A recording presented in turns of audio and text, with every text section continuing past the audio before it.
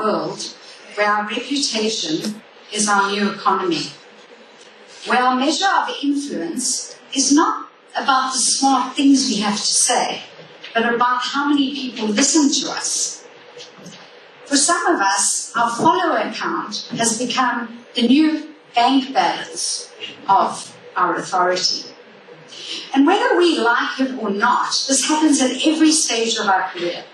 Whether we're entrepreneurs, new to the workforce, whether we're owners, even celebrities. The reality is we need to self-promote in the world in order to grow our influence and our authority. But instead, we're diminishing ourselves. We're using hashtag blessed and hashtag humble. We're doing virtue signaling. We are doing false humility. And we're doing humble bragging. Now, I went head to head with humble bragging on New Year's Eve of 2019. There I was at a party, all dressed up, looking fabulous. And I did what all of us do. Instead of taking in the atmosphere, I decided to sit down alone, take out my phone, check out my Facebook feed, and scroll and see what everyone else was doing. Don't shake your heads, you do it too. And what I saw was filters and fake. I saw this duck part, the pillow face, and then this one where you put the tongue behind the thing. I don't know how to work.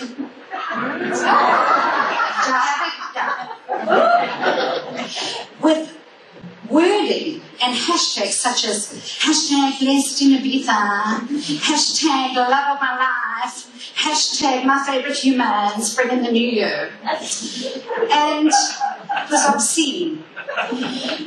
So I decided the next morning when I woke up, because my stomach was still churning from the drivel that I saw the night before, so I decided to go on my Facebook feed and post this. Now that's a picture of me, in case you haven't got it.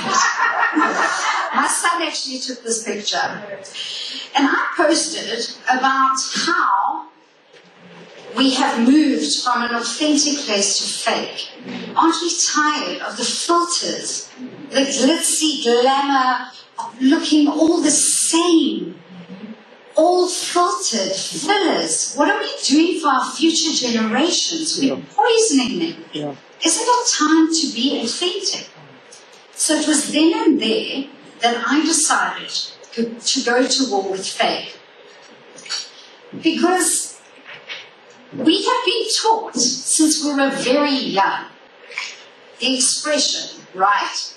When we are shaking at the knees, trembling in our voices, little Yael is behind the wings, about to go onto a dance recital. And mommy and the teacher come and they say, don't worry, darling, you'll be fine. All you have to do is fake it till you make it. But because we're diminishing ourselves, I believe that we don't have to fake it till we make it. I believe that we can make it without faking it. Oh boy, I'm officially the most hated person in the room right now. So where do we go wrong on this journey? I mean, if we're challenging the very nature of this, well, we have two conflicting voices in our heads. We want to amplify our authority, right? So we want to have influence in the world. But then there's this other voice, this voice of insecurity, this voice that creates something called a crisis of confidence. I like to call it a cock. And at some stage in your life, you, each and every one of you, will be sidewinded by a huge, prickly cock. Crisis of confidence.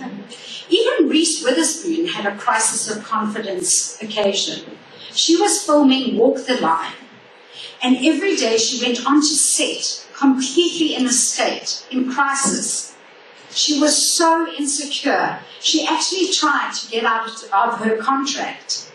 But due to legal issues, she couldn't. She tried to quit on a daily basis. but she just couldn't. So she decided, you know what? I am going to do my best and just apply myself. I'm going to do the singing lessons, the dancing lessons, the acting lessons, and I'm just going to give it my best. And what do you know? She walked away with the Oscar. This happens to everyone, and it happened to me. In 2017, I took over as a CEO for a national property brand, and I was the only woman in a very male-dominated industry. And I was the youngest. I was swimming in a sea of testosterone, and all these males around me were not only very astute, but had been there for a lot longer than me. So I decided to do this. I decided to wear ties. Oh yes. And after wearing my 4th or 5th tie, I looked at myself in the mirror and I thought, Yael, you look like such a schmuck. What are you doing? You see, I'm 5'2". I mean, I curse, as we have discovered. But essentially, I'm quite feminine. I'm not one of those women that are so masculine that look like they can pee standing up. We all know them. I am me. And here I was wearing ties, turning away from myself, turning away from me, who I am. And I thought, stuff it. You know what? I deserve to be here. So instead of turning to fake, I decided to amplify my authority. I started to build a credible network. I got a mentor. I started acquiring a great knowledge base so that I could feel confident. And what I did was I replaced the filters with the foundation. And some really cool stuff happened along the way because I wasn't trying to be anyone else. I went back to me and I led from a place of authentic confidence. And it's amazing what happens when you apply this in your life. I won awards and I was asked to speak on a lot of international forums. I was on international panels as a speaker, and my highlight was interviewing Dr. Aida the Eager. Dr. Aida the Eager is a world-renowned author of The Choice and The Gift, and I got the wonderful opportunity to interview her. She's a Holocaust survivor. And I decided, like I said, to turn my filters into foundations and go from experiencing a crisis of confidence to amplifying my authority. But I'm not saying there isn't a time and a place to posture. Let me tell you a story. 2 years ago, I went to the game reserve. I was in the bush, there were a group of us, and we decided to do a game walk because that's when you really experience nature. So there are protocols for the game walk. The game ranger has a gun in front because you know now there's big five, there's predators, there's dangerous animals, and he gives you the signs. So he says, okay guys, when I go like this, it means stop, freeze. If I go like this, it means back away. If I go like this, well, then you're just really stuffed. So, there we are, walking single file, behind each other, quietly. And all of a sudden, he turns around and he says, oh, there's black rhino track. Should we track it? And we all look at each other and nod. Now, there's a reason one doesn't track a black rhino. So, we're now walking, stealth mode, and all of a sudden we see this. Right? So we start. This. We back away. All of a sudden, out of the brush, a gorgeous, hairy, black rhino. And he starts charging towards us. And the game ranger stands up, he postures, he puffs, he makes himself bigger, he holds his gun above his head and says in a threatening voice, hey, hey, hey, hey. And I'm thinking, oh my God, and the black rhino carries on, hurtling on, charging on, and he gets louder and louder, he goes, and the rhino gets within 2 meters away and turns. The game ranger played chicken with the rhino, and he won. So there are two examples of posturing in this case. The first, my bravery. Did I really want to come face to face with the black rhino? Hell no. But I didn't want to be the odd one out. I didn't want to be the only one that isn't hashtag walking with rhinos. Right? And then there was the game ranger. And his posturing actually did the job of saving us. So there are times where you do need to be more confident. But how do you respond to it? You see, there is a difference between self-inflation and self-promotion. Self-inflation is changing how we appear in the world, and self-promotion is changing how the world sees us. And self-promotion is essential because it does amplify our authority. But you ask me, some of you, well, what do I do? What do I do if I'm trying to get a job and I'm trying to be authentic, but I can't really be honest and say, no, I don't know how to do that. I can figure it out. No. There's nothing wrong with improvising, right? Simon Sinek talks about improvising as opposed to fake. Improvising is the belief that you can do it and achieve it, but you can figure out the how later, okay? Faking is deception. It's deceiving not only yourself, it's deceiving others. Self-inflation we hate. Self-promotion is great. So how do we do this? How do we self-promote to amplify our authority? Well, first, we've got to do something called an MBA. And it's not the degree that you're thinking about. It's something else completely. An MBA stands for a My Bullshit Audit. And one needs to get something called an NBF in order to do a My Bullshit Audit, and that's a No Bullshit Friend. And your No Bullshit Friend may look like this. This is my No Bullshit Friend. She doesn't know I put it in the presentation. She's probably going to sue me after this, but I'll take it. This person turns around and tells me all the time if I am either self-inflating or self-promoting. And this is the most important friend to you, to call you out on your bullshit. And it's a gift if you can be this person for someone else. So the first place to look really is our social media, how we present ourselves in the world. We see titles like influencer and agitator. And I think to myself, I influenced my son to eat more fiber this morning. Does that make me an influencer? Or I was married and I agitated daily. Does that make me an agitator?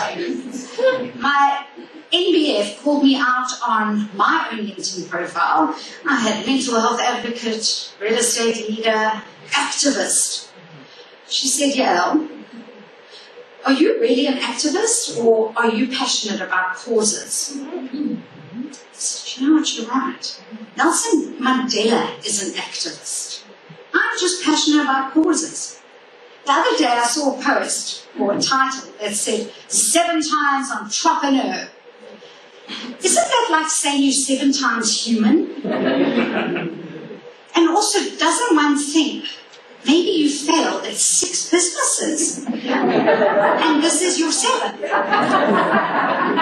Do you see what I'm talking about? Yeah. And the problem is, you want to be that person that's likable, because people want to do business with those they like and trust. You never ever want to find yourself on the butt end of schadenfreude. Schadenfreude is taking pleasure in someone else's pain. We've all seen those memes. Models falling down, animals wiping out, mountain bikers wiping out. It's funny. We like seeing perfection fail. Yes, you're all laughing. It's funny. But you want to be the person that people want to root for, not the one that they take delight in watching fail. And then we get the flip side, which is refusing to celebrate our wins and being all humbled and blessed. So think about how ludicrous this is. We self-inflate things that we should be diminishing, and we don't celebrate the things we should be amplifying. It's crazy. This is a perfect example. Snoop Dogg, 3 years ago, in his speech, I don't know if you've seen it, decided to thank himself. He thanked himself for working so hard, for giving of his best, for being available to others. And look at the response. Look at the response. It was authentic and it was refreshing. If you've earned it, you deserve it. This is me today. I am celebrating my win.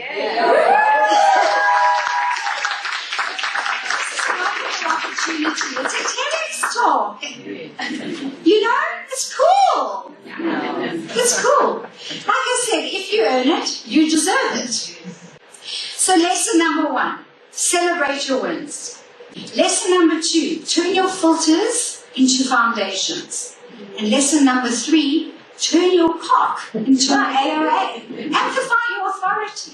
Develop an area of authority. It's okay to have a cock sometimes. We're going to have it on a daily basis. You know, some of us get it by surprise. Some of us are experiencing it right now. It's okay to have a cock sometimes. Just don't come across as one.